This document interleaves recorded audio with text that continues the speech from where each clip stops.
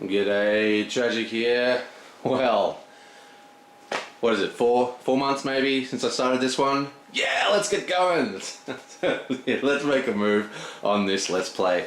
And Chaos of the Old World, turn 1. Yeah, so a couple things. We're using the Horned Rat expansion, blah blah blah. This is all in the first video, click the link to see it. We have our 7 cards for the Old World deck. Now the Old World deck is actually quite large, so because you only get 7, a huge variety, you have to play quite a large number of games before you start seeing the Old World deck get repeating. We are using the Horned Rat expansion cards inside it. We're not doing you can play this mode where it's like pure Horned Rat cards for the Chaos deck. We're not doing that. But there is some, and hopefully we'll get maybe 1 or 2 inside there, but we'll have to be lucky. Okay, so I'll just go over the board positioning. Now, in the original video, if you have a look at the link below, it'll be a link to it, you will see how the board was set up. But I'm just going to go through it here, and then we'll get started. Starting in Nausicaa, we have 1 warp token. Now, warp tokens are a special interest to Tzeentch. So anywhere there's a warp token, Tzeentch is going to want to control that space. So high focus for Tzeentch. And here we have, in Troll Country, we have, I don't know why it's there, stupid putting it there, but it is there. There is a noble token. Now noble tokens are focuses for Slaanesh, also hero tokens. So it's very important for Slaanesh. And then again we have another warp token in Keslev, and again that is for Tzeentch. Then in the Empire we have a peasant token, which doesn't really do anything, right? Peasant tokens, you can waste an attack on a peasant instead of killing one of your enemy troops. But there are Old World cards that give bonuses, like positive effects, to the players with the most peasant tokens. Very low priority though. We have a Skaven token in Bretonnia. Now the Skaven token is like the Warp token, except it's for the Skaven race. This is a high focus, and the Warp token and the Skaven token are actually also counted as a single point of corruption. And we have another peasant in Estalia, and in Telia we have another Skaven token. Then we have another noble token in the Border Princes. And we have another Warpstone token over here in the Badlands. Okay, so that is the state of the board. And well, let's jump right into it. First thing we need to do is refresh. Now what this means is we move our power marker to the blue circle, which everyone is at, except these guys for some reason. They move up to 6. Like so. Then everyone gets their cards. Now everyone's got their own way of getting cards. Now Tzeentch, in the refresh phase, he deals to a full 5 cards every turn. So he's already got 3 cards from setup, so he gets 2 more cards. Slaanesh draws 2 cards. Now there's no hand limit in this game. And we get 2 cards for the Skaven, 2 cards for Kron. Kron the Blood Drinker, Kron the Skull Taker, and Grandfather Nurgle, he also gets 2. Okay, so that is the refresh phase. Now it is time for the first Chaos card. So we flip this sucker over.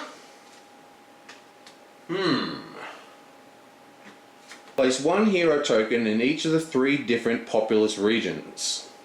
If the end phase, okay, so that's the immediate effect. And these effects are played by the person with the lowest threat. We'll get to that in a sec. In the end phase, when Old World cards are resolved, the player with the lowest threat score removes 1 hero token from the board. Okay, so that's pretty interesting. Now it's a little hard to see, and unfortunately I can't move the camera much in this particular session because it needs to be plugged in because I didn't charge it. But this guy has 0 threat, right? So he's definitely at the lowest. Nurgle has 1 threat. Now, one of the Horned Rat's abilities is if the threat is ever tied, he wins. So he gets to place the hero tokens. Right, so he has to place, what is it, three hero tokens? Is that right? Wow. Place one hero token in each of 3 different populous regions. Wow. 1, 2, 3 hero tokens, hey? I think what he's going to do is he's going to place one over here in the Empire. One hero in the Empire.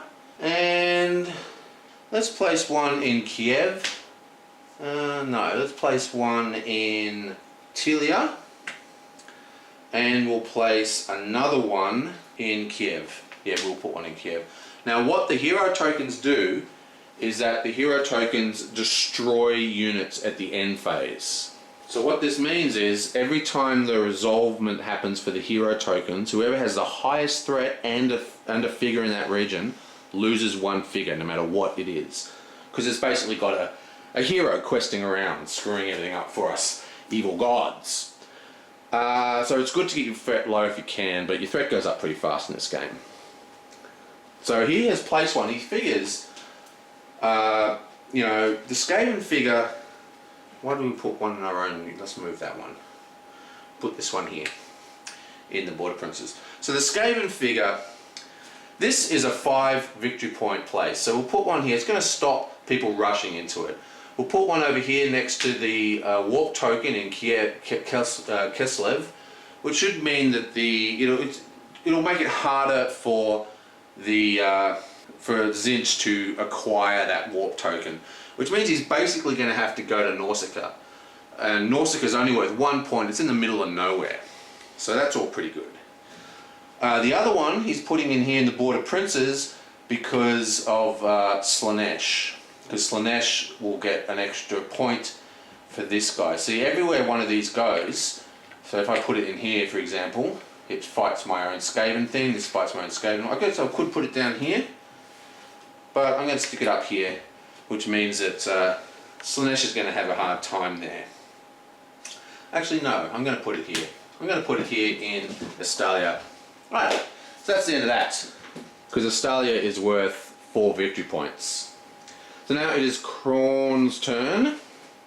Let's have a look skis. Now Khorne starts with a massive 7 points every round, and he has 2 cost warriors that fire 2 dice with 1 health, and that's about it really.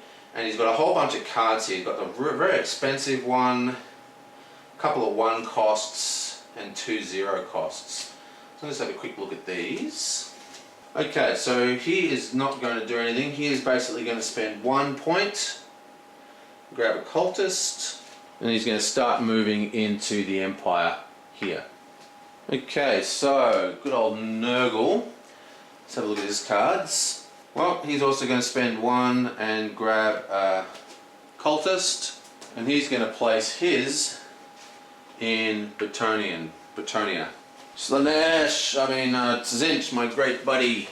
Okay, so I have a cunning plan for Tzeentch. Let's summon 1, and we're going to place that in Nausicaa. Okay, so I've got Slaanesh's plan worked out as well. She's going to go 1, 2 and summon just a demonette into Kislev. Bonk! Alright, let's have a look at the Horned Rat. What's he got? Okay, so he's going to spend 2 points, 1, 2, and play a Chaos card. Yoink. 1 point. And he's going to place this in Tilia. Now this card allows him to immediately summon 2 cultists. So it's back to the Blood God. Okay, Skull Taker, what you got for us? See, most of Khorne's power comes from killing things. So he did just a safe, put out a cultist first, and now he's seeing where people are going. He's going to start summoning in bloodletters. Now he has to summon adjacent, okay? So he can only go here, or into where he already is. So he can't come over here, unfortunately. And I think the obvious choice is to summon a bloodletter for 2, 1, 2, into here, Betonia with Nurgle. Now Nurgle's not too pleased about that. He's going to spend 1 point, and he's going to place this in here. Now, he really didn't want to, he should have played that first, because he still have to deal with that bloodletter. Okay, so that's all very well and good. I seem to have forgotten to read that card out. Basically, that card is saying that every time anyone summons into that zone, Nurgle is going to get a victory point. So it's sort of just going to mean that people are not going to want to summon into this zone. It's kind of going to leave that zone clear for Nurgle. Over to Tzeentch. Now Tzeentch is going to build up his army over here in Nausicaa. No one's near him. It's going to take 2 summons to even get to him. Someone's got to summon in here and then here. So he's nice and protected. So he's just going to spend 1 power point and just fill this place up with chaos summoners, whatever you call it, cultists. Slaanesh is going to 1-2 and place another demonette in Keslev. Now the Horned Rat God. Now he doesn't seem to have a lot of options. I'm not quite sure what we're going to do with him. I think he's going to spend 2 points, 1-2, and place another Chaos card in Telia. And this says that if he dominates the region, you get to put this card actually on your character sheet, and then you can discard at the beginning of the summoning phase. You get an extra 2 power points, which, as you can see, is a big deal. But he has announced his intention to dominate this region. So back to Khorne, or Kron, or Khorne, or whatever the hell you pronounce the blood god's name.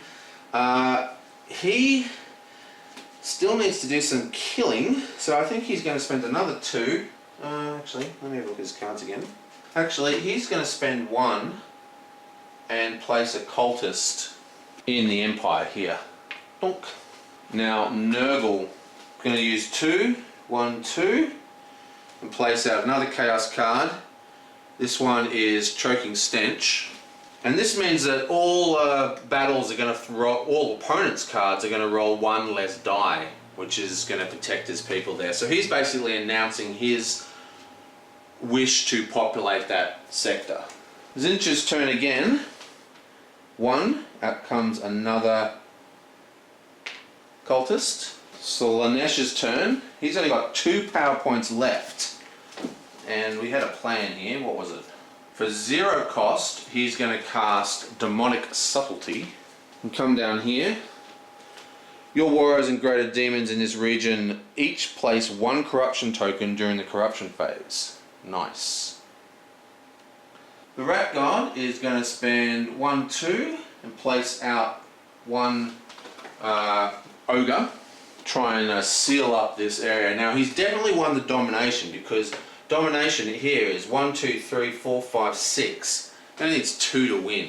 There's no way he's going to lose that domination unless he gets all his pieces wiped out, which is a possibility.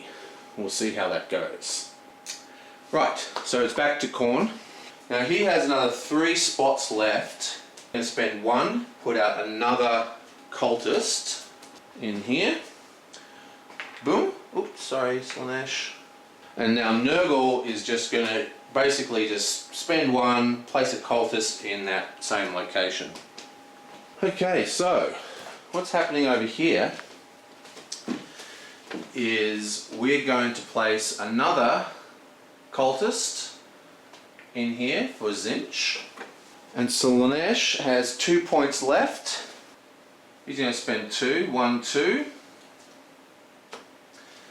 And place Pleasure Shield in Keslev. Now that means that it's going to increase the defense of any units there, which is going to be huge. So basically it's going to be very hard for Khorne to get in there and kill people. But that has maxed out his turns. And now he doesn't technically have to declare pass until his next turn, but he has passed. Okay, so he's out of the rounds. And again with these guys, he's going to spend 1 and place 1 more cultist in Telia. Okay, so Khorne's turn. or Kron or whatever. Now he can place one more. He's going to use 2, 1, 2, and place another bloodletter.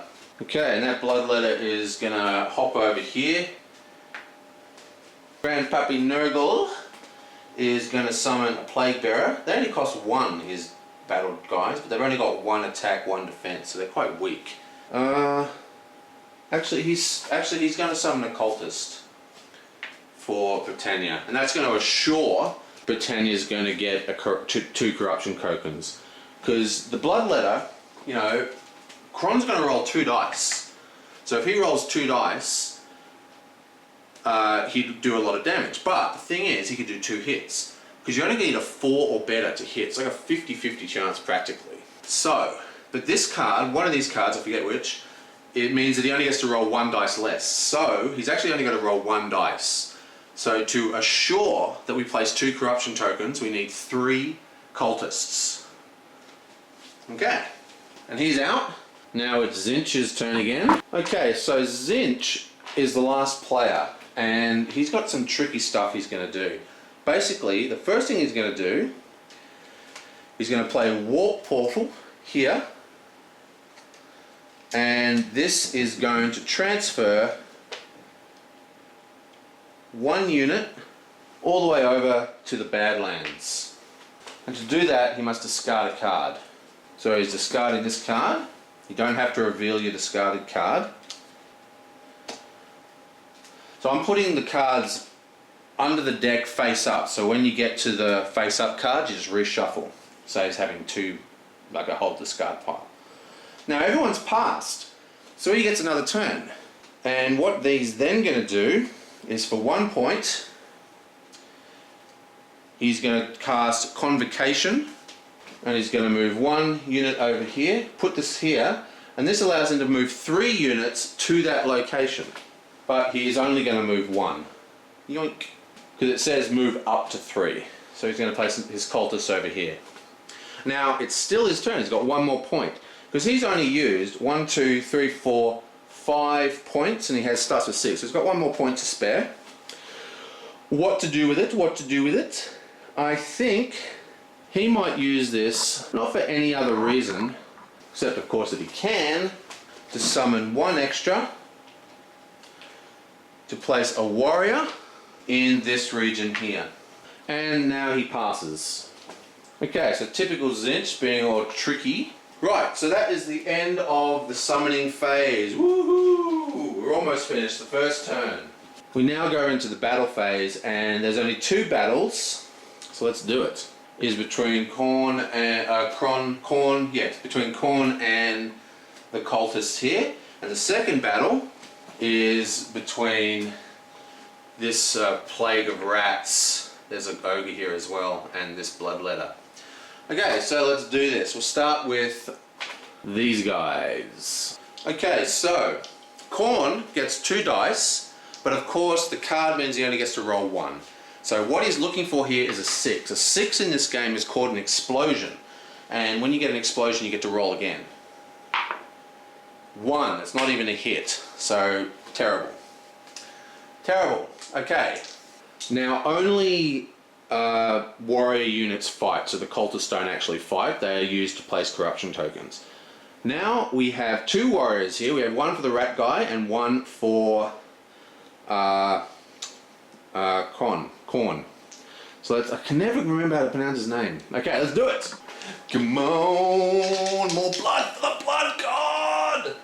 Okay, so there's no special effects, so the blood god gets to roll 2 dice. Come on, skulls. He gets 1 hit, but it is actually an explosion, so he gets to roll another die. And that's 2 hits. So he gets 2 hits, and you roll simultaneously. The rat ogre also gets 2 die, so let's see what he does. He gets no hits, so that was not good. So that's 2 hits to Khorne, no hits to the rat god. So now we assign damage. Now, it's not going to make a huge amount of difference here.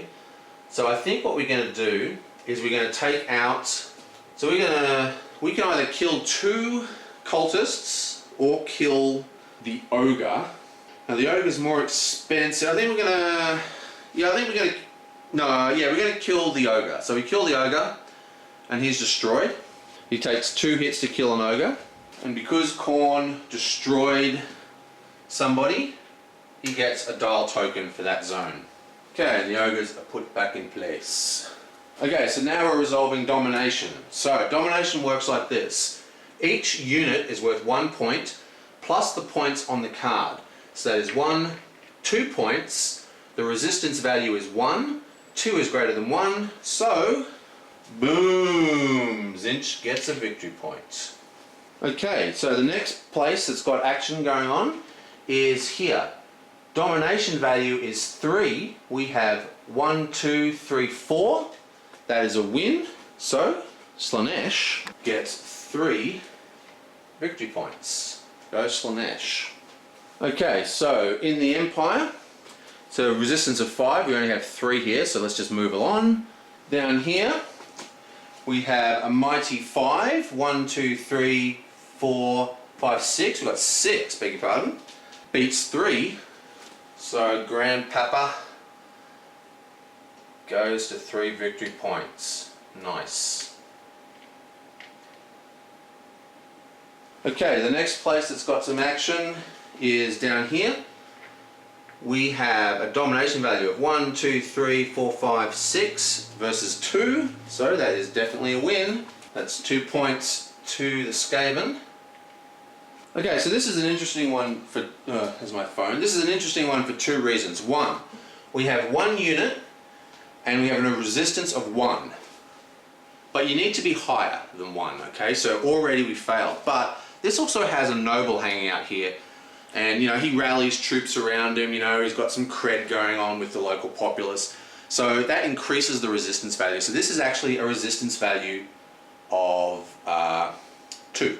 And finally, we have a resistance of 3, a resistance of 1 and an attack of 3, 1, 2, 3. That means Tzeentch gets a point, so he moves up to 2.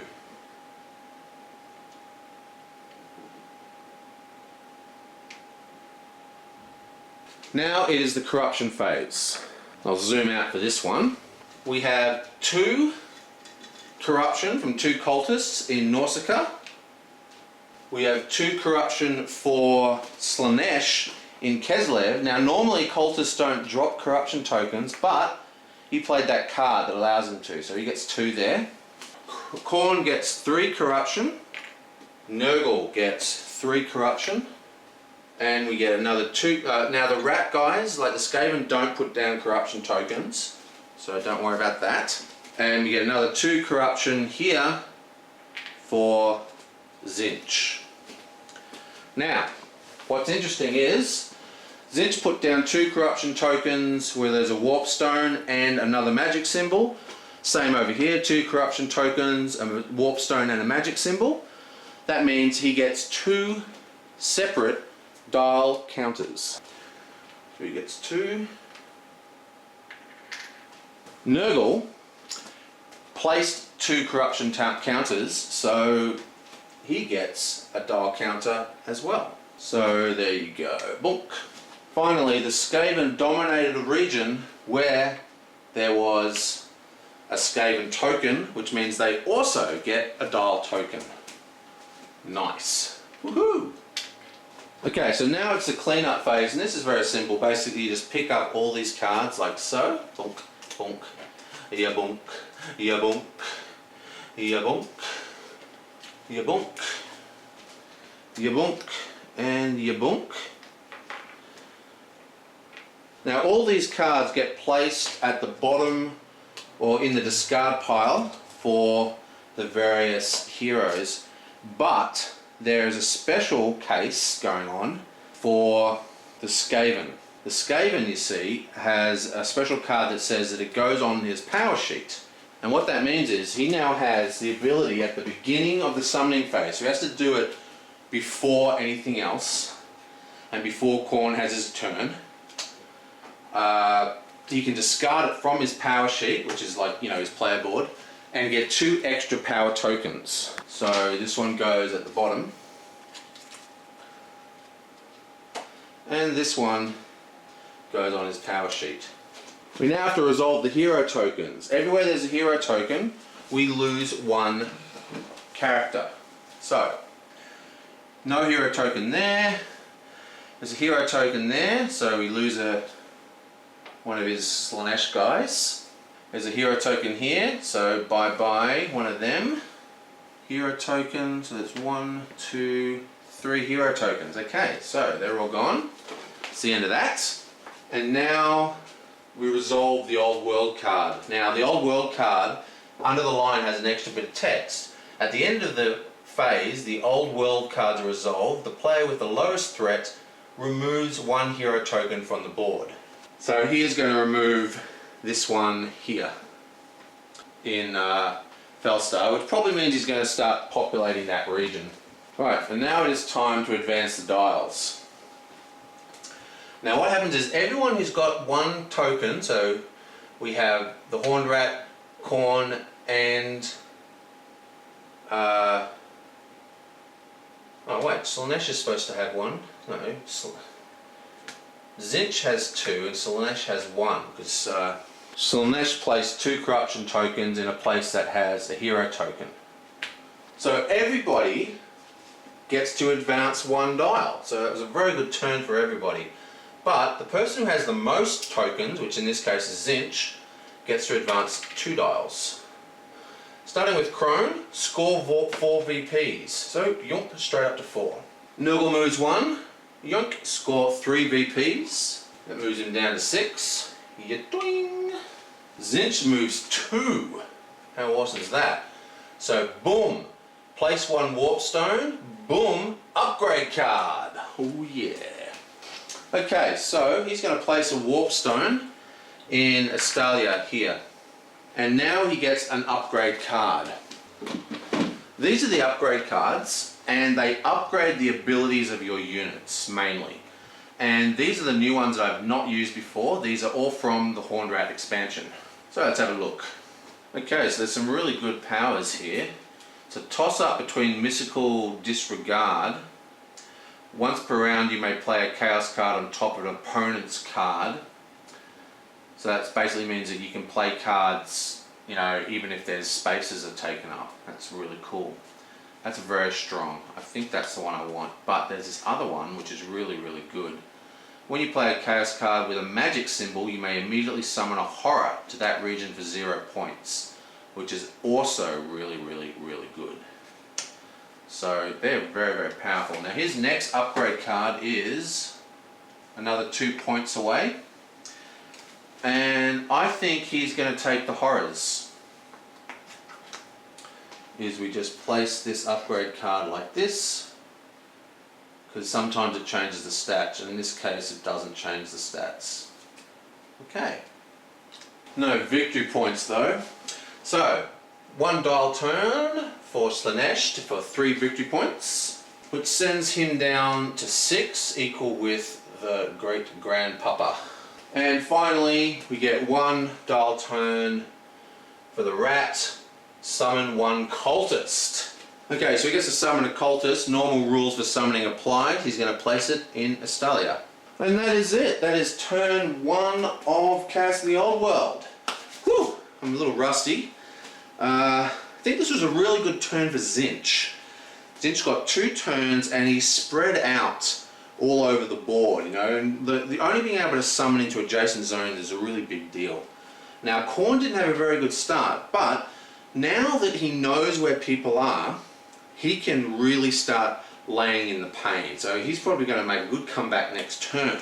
Slanesh didn't do too well. I mean, looks good on the board, 6 victory points, but he's stuck over in the middle of nowhere, and yeah, I don't know, not impressed. He is looking for at least a dial turn next turn though. And finally, I think Horned Rat and Tzeentch are looking very strong at the moment. And that is the end of that turn. Thanks for watching, and I will see you next time.